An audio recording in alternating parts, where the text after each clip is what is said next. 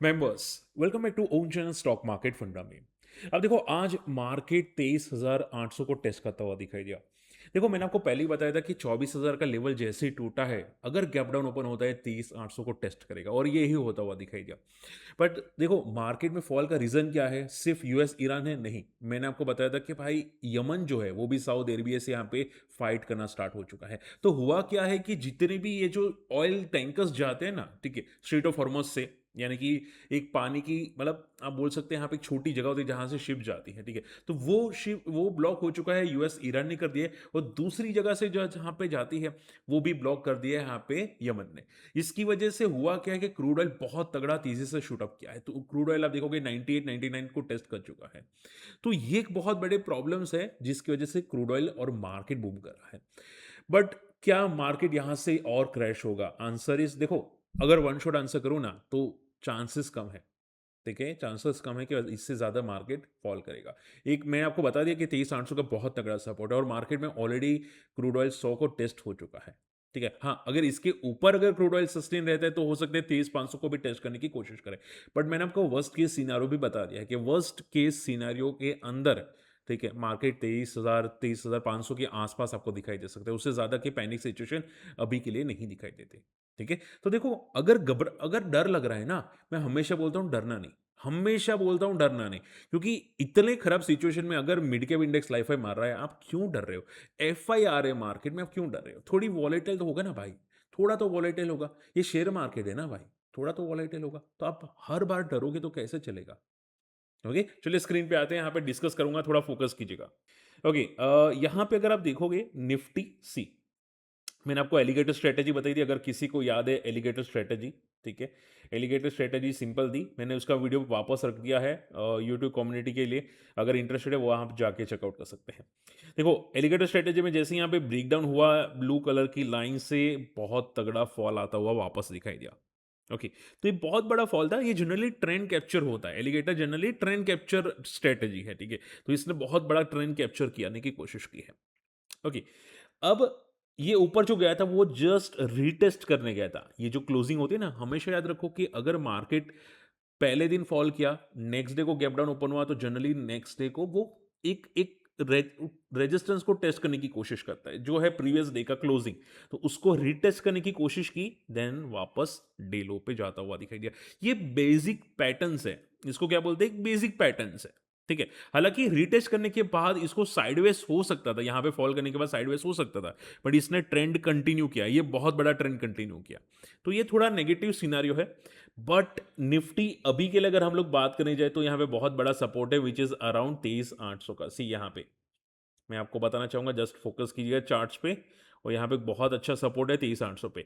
अगर ये ब्रेक होता है तो 23,500 के आसपास या 23,300 के आसपास जा सकता है। बट जैसे कि मैंने बोला, वर्स्ट केस सिनेरियो में मार्केट 23,200 तक आएगा, यहाँ वर्स्ट केस के अंदर। ठीक है, ये अभी के लिए वर्स्ट केस हम लोग बोल के नहीं चल सकते। क्रूड ऑयल अभी 98 के आसपास है, वर्स्ट केस तब होगा जब क्रूड ऑयल 116 को क्रॉस करने की कोशिश करेगा। ठीक है, और वैसे कि जैसे कि मैंने आपको बोला कि ट्रम्प के ट्वीट्स अब जल्दी आ सकते हैं, देखते हैं कि फ्राइडे आते हैं या मंडे आते हैं। बट जिस तरह से क्रूड ऑयल जा रहा है, ट्रम्प के ट्वीट कभी भी आ सकते हैं। ठीक है, और अगर आप पूछे कि सर क्रूड ऑयल कितना जा सकता है, तो अब देखो, क्रूड ऑयल में जो भी लोग ट्रेड करे उसमें थोड़ा कॉशियस रहना, क्योंकि क्रूड ऑयल में एक बहुत बड़ा रेजिस्टेंस पहुंच चुका है अराउंड 98 99। तो अगर यहां से क्रूड ऑयल फॉल करता है तो आपको निफ्टी वापस एक पुल बैक करता हुआ दिखाई देगा, क्योंकि देखो, निफ्टी फॉल कर रहा है just because of the crude oil. ठीक है, तो अगर क्रूड ऑयल फॉल करता है तो निफ्टी वापस शूट अप कर सकता है। बात समझ में आ रही है? तो यहां पे एक बहुत बड़ा रेजिस्टेंस है 100। हाँ, अगर 100 को ब्रेक किया तो आप ये समझ के चलो कि निफ्टी 23,800 को ब्रेक करने की कोशिश कर सकता है। ठीक है, बट देखते हैं यहाँ पे, क्योंकि एक बहुत बड़ा रेजिस्टेंस है जो इतना जल्दी ब्रेक नहीं होना चाहिए, तो चांसेस है कि क्रूड ऑयल वापस फॉल कर सकता है। ओके, तो मेन रीजन क्रूड ऑयल, और इसकी वजह से आप देखोगे तो रूपी भी डेप्रिशिएट हो रहा है। ठीक है, ओके, जैसे कि मैंने आपको बताया, देखो, अभी यमन का आप देखोगे ना, यहाँ पे उसने दो सऊदी ऑयल टैंकर्स पे अटैक किया है। आप स्क्रीन को फोकस कीजिए, सी, ये दो सऊदी ऑयल टैंकर्स को अटैक किया है, और यहाँ पे इसकी इमेज इन्होंने वीडियो वायरल की, इमेज भी नहीं, वीडियो वायरल किया, जो कल का वीडियो है। तो इसकी वजह से आज वापस क्रूड ऑयल भागा। ठीक है, देखो, वापस बताना चाहूंगा यहाँ पे, देखो, अगर आप मैप्स में अगर आप फोकस करोगे तो आपको इजीली समझ में आएगा कि एक्चुअल में कहाँ पे प्रॉब्लम है देखो, यहाँ से क्रूड ऑयल आता है ये वाला, ठीक है, जो यूएई कुवैत के पास है, ठीक है, यहाँ से क्रूड ऑयल आता है। ये ईरान यूएस ने ब्लॉक कर दिया। यहाँ से जो क्रूड ऑयल आता है, ठीक है, यमन से और सऊदी अरेबिया से, ये ब्लॉक कर दिया पूरा का पूरा रेड सी यमन ने, ठीक है, और इसने अटैक करने की कोशिश की। तो सोचो जितने भी क्रूड ऑयल के सोर्सेस है, यहाँ से ये पूरा ब्लॉक हो चुका है।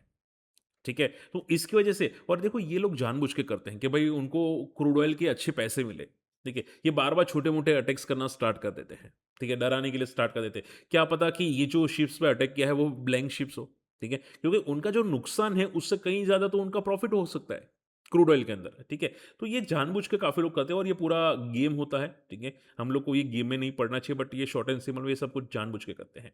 एनीवे, ठीक है? चलिए, इसके अलावा देखो आज मार्केट में फॉल बहुत था। इवन अच्छे रिजल्ट्स आने के बाद भी बहुत सारे स्टॉक्स में क्रैश आया था। सबसे ज़्यादा क्रैश आपको दिखाई दिया अदानी ग्रुप के अंदर। अदानी आप देखोगे यहाँ पे बड़े ब्रोकरेजेस हाउस काफ़ी पॉजिटिव है। हालाँकि जीएम फाइनेंशियल ने टारगेट कट किए हैं बिकॉज़ कि अदानी ग्रीन ने अपने लेवल्स को मिस किया है। But Adani power, Adani transmissions, ठीक है, यानी कि अदानी एनर्जी सॉल्यूशंस बहुत अच्छे रिजल्ट्स आए हैं। बट स्टिल फॉल कर रहे हैं। क्यों फॉल कर रहे हैं? रीज़न यहाँ पे देखो, अदानी एंटर कर रहा है एयरलाइन वेंचर के अंदर। ये एक सोर्सेज़ की तरफ से, हालाँकि कन्फर्मेशन नहीं है कि वो इंडिगो, एयर इंडिया को टक्कर देने वाला है। अब देखो मैं सिंपल करता हूँ। विजय माल्या का हाल क्या हुआ सभी लोग जानते हैं। विजय माल्या एयरलाइन चलाता है। एयरलाइन कितना लॉस मेकिंग बिज़नेस है आप सभी लोग जानते हैं, ठीक है। विजय माल्या खराब हो चुका है। एयर इंडिया पहले भी स्टार्ट था, बंद होके वापस आया एयर इंडिया, ठीक है। इंडिगो जो अब तक का सबसे बिगेस्ट एयरलाइन है इंडिया में, सोचो, दिग्गज एयरलाइन यानी कि सेक्टर लीडर। सेक्टर लीडर तो प्रॉफिट में होना चाहिए ना? होना चाहिए कि नहीं होना चाहिए प्रॉफिट में सेक्टर लीडर? ये सेक्टर लीडर का यहाँ पे हाल है। रिसेंटली अभी आधे घंटे पहले रिजल्ट आया इंडिगो का। इसने लॉस किया 382 करोड़ का। कितना? 382 करोड़ का लॉसेस किया। अब उनको क्या लगता है कि एयरलाइन बिजनेस कैसे चलेगा? ठीक है, पॉसिबल ही नहीं है। एयरलाइन बिजनेस चलाना ही पॉसिबल नहीं है। अगर चलाना होता तो किंगफिशर और बहुत सारी एयरलाइंस आई थी मार्केट में, क्या वो नहीं चल सकती थी? बात समझ में आ रही है? तो हो क्या रखा है, ये पॉसिबल नहीं है। और इससे होगा क्या? सिर्फ डेट बढ़ेगा, ठीक है, कर्जा बढ़ेगा। अब देखो यहाँ पे जिनको नहीं पता है, इंडिगो का कर्जा आसमान फाड़ो हो चुका है। सी, देखो यहाँ पे इंडिगो, आप यहाँ पे फोकस कर सकते हैं।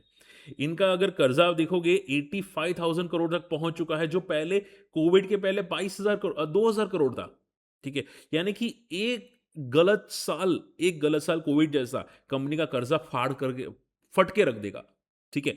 तो ये जो हालत हुई है ना बहुत सारी एयरलाइन कंपनीज की, ये इसी की वजह से हुई है। तो कभी भी क्रैश हो सकता है, कभी भी पैनिक आ सकता है। बात समझ में आ रही है? तो अदानी ग्रुप को ये बात समझनी पड़ेगी कि एयरलाइन बिजनेस चलाना खाने का खेल नहीं है, ठीक है। ऑलरेडी जो मार्केट में है वो ठीक है, वो कंपनीज ठीक है, उससे ज़्यादा चलाना मुश्किल है, ठीक है। अगर मान लो कि एयरलाइन बिजनेस के अंदर में देखो, लास्ट पॉइंट, एयरलाइन बिजनेस के अंदर मान लो कि क्रूड ऑयल की जगह यानी कि जो फ्यूल्स होते हैं, ठीक है, उसकी जगह इलेक्ट्रिक हो जाता है या फिर हाइड्रो हाइड्रो को यूज़ हो जाता है, ठीक है, हाइड्रोजन गैस या तो हो सकता है उसकी वजह से बेनिफिट आए, तो शायद इनकी फ्यूल कंजप्शन कम हो जाए और इनका बिजनेस प्रॉफिट में हो जाए, बट तब तक तो ये बहुत खराब बिजनेस है। एनीवे anyway, तो अगर अब बात करने जाए अदानी ग्रुप के लिए, तो अदानी एनर्जी सॉल्यूशंस यहाँ पे एक बहुत बड़ा रेजिस्टेंस है अराउंड 2000 से लेके 1800 का, थोड़ा कॉशियस रहेगा, ओके। और अगर ये सस्टेन नहीं करता है तो यहाँ पे एक बेस है 1200 का अदानी एनर्जी सॉल्यूशंस का, ठीक है। सो बी केयरफुल अदानी ग्रुप में। और वैसे भी अभी क्या फॉलिंग मोमेंटम है तो सभी स्टॉक फॉल करते हैं, ठीक है। तो यहाँ पे भी अदानी ग्रीन के अंदर एक रेजिस्टेंस है 1500 का, और उसने ऑलरेडी टेस्ट कर दिया है रेजिस्टेंस को, ठीक है। अब अगर ये नहीं सस्टेन करता तो यहाँ पे एक फॉल आ सकते जो है 1200 के आसपास का। तो देखते हैं यहाँ पे कि क्या होता है कि नहीं, बट केयरफुल, बी केयरफुल थोड़ा। अभी स्टॉक्स में थोड़ी प्रॉफिट बुकिंग चल रही है। गांधार ऑयल देखो आज 20% भागा। समझो बात को, गांधार ऑयल क्यों भागा? आप प्रॉफिट देखो इनका, 37 करोड़ का प्रॉफिट 200 करोड़ चला जाए, ठीक है। जो कंपनी 26 करोड़ का प्रॉफिट करी थी 200 करोड़ चला जाए तो क्या होगा? 10 गुना प्रॉफिट हो गया। 20% सर्किट मारेगा कि नहीं मारेगा? ठीक है। और गांधार ऑयल का बिजनेस पता है क्या है? जिनको नहीं पता है, ये जो आप लोगों बाइक में ऑयल ऑयल भरवाते हैं ना, ठीक है, तो ये कंपनी ऑयल बनाती है और ऑयल रिलेटेड जितने भी प्रोडक्ट्स होते हैं, ठीक, जहाँ पे ऑयल यूज होता है, ये कंपनी उनको सप्लाई करती है। परफ्यूम्स के अंदर भी होता है, टायर्स के अंदर भी होता है, हर जगह होता है, ठीक है, तो ये ऑयल सप्लाई करती है। और ये ऑयल का आते कहाँ से? क्रूड ऑयल से। क्रूड ऑयल महंगा हो चुका है, तो इनका तो बिजनेस लॉस में जाना चाहिए था ना, क्योंकि मार्जिन बढ़ जाते हैं। तो ये लोग तो उल्टा कितना गुना प्रॉफिट में आ गए। तो इसकी वजह से गांधार ऑयल भागा, ठीक है, यानी कि आने का एक्सपेक्टेशन लॉस था, बट ये भाग गया प्रॉफिट में। बात समझ में आ रही है? तो इसकी वजह से स्टॉक भागा है। अब देखो एक बात समझो, पॉइंट पता है क्या है? ये रिजल्ट भले प्रॉपर रिजल्ट है, अच्छे रिजल्ट है, बट हो सकता है कि ये वन टाइम हो, क्योंकि देखो क्रूड ऑयल बहुत तगड़ा वॉलेटाइल कर रहा है, तो उसकी वजह से होता क्या है कि प्रॉफिट भी यहाँ पे वन टाइम वॉलेटाइल हो सकता है, ठीक है। तो थोड़ा कॉशियस रहना पड़ेगा। नंबर्स तो अच्छे हैं, बट ये नंबर सस्टेन होने चाहिए तो मेन है, वरना तो वॉलेटाइल होगा डेफिनेटली। ऊपर एक रेजिस्टेंस है 320 से लेके 340 का, कॉशियस रहना पड़ेगा। यहाँ पे एक 180 के ऊपर एक ब्रेकआउट है और 240 के ऊपर एक ब्रेकआउट है। अगर ये ब्रेक हुआ है तो अगला रेजिस्टेंस को मे बी टेस्ट करें, नॉट श्योर, और कोई रिकमेंडेशन भी नहीं करूंगा, ठीक है। बट शॉर्ट एंड सिंपल में नंबर्स डेफिनेटली तोड़ो फोड़ो है और स्टॉक रिएक्ट करता है। हो सकता है रिएक्शन 2-3 दिन भी चले, ठीक है, बट हाँ स्टॉक रिएक्ट करता है, इतने अच्छे स्ट्रॉन्ग रिजल्ट के बाद है। तनला प्लेटफॉर्म्स नंबर्स अच्छे आए थे, कंपनी इतना अच्छा ग्रो करी थी, पिटा हुआ स्टॉक था आईटी सेक्टर में, नंबर्स अच्छे आने के बाद भागेगा नहीं? भागा, डेफिनेटली भागा, 14% भागा। हालांकि stock from the top level से भी गिरा, रीजन ये था कि फॉलिंग मार्केट है, तो थोड़ी प्रॉफिट बुकिंग बड़े प्लेयर्स कर लेते हैं, ठीक है। बट नंबर्स डेफिनेटली तोड़ू फोड़ू है, और ऑलरेडी ओवरसोल्ड जोन के अंदर तनला प्लेटफॉर्म्स है, ऑलरेडी ओवरसोल्ड जोन में है, ठीक है। तो ऊपर एक रेजिस्टेंस है 800 से लेके 1200 का, यहाँ पे एक बहुत बड़ा रेजिस्टेंस है। तो देखते हैं यहाँ पे ब्रेक होते कि नहीं। बाकी नंबर्स तो डेफिनेटली इतने अच्छे हैं कि भाई बोल सके कि भाई दम है कंपनी में, और वापस अपने लेवल पे आ सकते हैं, उतना दम रखता है ये बंदा, ठीक है। तो आप देखोगे ग्रोथ बहुत ट्रेमेंडस आई है, लास्ट ईयर के कंपेयर में सीधी 50% ग्रोथ है। सो नंबर्स डेफिनेटली स्ट्रॉन्ग है। अच्छा, वारी रिन्यूएबल्स और इंडसइंड बैंक, वारी रिन्यूएबल्स के रिजल्ट्स पॉजिटिव थे, इतना खराब भी नहीं थे, बट बड़े players quarter to quarter positive मानते थे कि भाई उतना तो आना ही चाहिए, ग्रोथ है। देखिए, ग्रोइंग कंपनी, ग्रोइंग सेक्टर है, ग्रोथ तो आना ही चाहिए, ठीक है, यानी कि लास्ट क्वार्टर से लेके अभी के क्वार्टर, बट उतना नहीं आया, ठीक है। ये जो पिटा ना आज, ठीक है, ये उसी की वजह से पिटा, क्योंकि क्वार्टर टू क्वार्टर ग्रोथ बड़े प्लेयर्स मान रहे थे।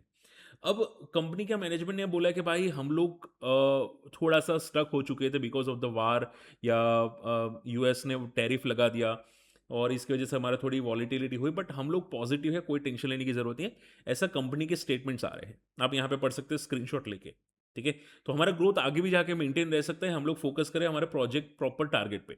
तो शॉर्ट एंड सिंपल में कंपनी की कमेंट्री अच्छी है, पॉजिटिव है, बट देखो मार्केट फॉल है, इसकी वजह से थोड़ा इसने भी नेगेटिव रिएक्ट किया, ठीक है।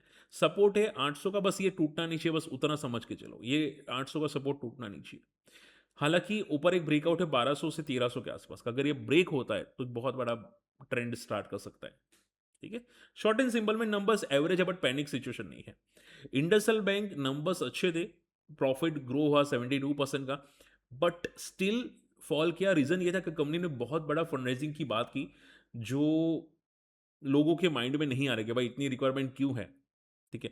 और उसके अलावा जो नेट इंटरेस्ट इनकम थी वो भी स्टेबल थी, तो ऐसा लगा भाई, डर लग रहा है कि मैनेजमेंट में कुछ गड़बड़ है, कंपनी के बैलेंस शीट में कुछ गड़बड़ है, इसकी वजह से इंडसइंड बैंक भी सस्टेन नहीं किया, ठीक है। सो देखो कॉशियस रहना पड़ेगा बैंक्स के अंदर, बैंक्स में वॉलीटिलिटी ये इसकी वजह से आ जाती है, ठीक है। और वैसे भी स्टॉक बहुत अच्छा ट्रेंड चल रहा था यहाँ पे, ओके। ऊपर एक रेजिस्टेंस बार बार लेता है जो है 1000 से 1100 का, सो केयरफुल है ना, ठीक है। वॉलेटिलिटी आती है और इसको भरोसा नहीं रख सकते हम लोग बैंक्स के अंदर। एनीवे, होप आज का वीडियो पसंद है, समझ में है। देखो वन शॉट आंसर, एक बार क्रूड ऑयल को देखते रहना, अगर क्रूड ऑयल गिरता है तो निफ्टी पुल बैक करेगा, और अगर क्रूड ऑयल 100 को ब्रेक करता है तो निफ्टी एक बार के लिए 23,500 को टेस्ट करने की कोशिश कर सकता है, बट ज़्यादा पैनिक मत करना, क्योंकि इतना फॉल में अगर आप पैनिक करोगे ना, तो मान लो कि 21,000 आ गया, मैं नहीं बोलूँगा बट आ गया, तो क्या करोगे? बेटर है रिलैक्स रहो, डोंट बी पैनिक, ठीक है। और अगर चैनल पसंद है शेयर कर लेना, फ्री टेलीग्राम में नहीं है, जाके ज्वाइन कर लेना, क्योंकि इंपॉर्टेंट अपडेट्स यहाँ पे रखते रहते हैं जो आप लोगों के लिए काम आती है। मिलते अगले वीडियो में, बाय।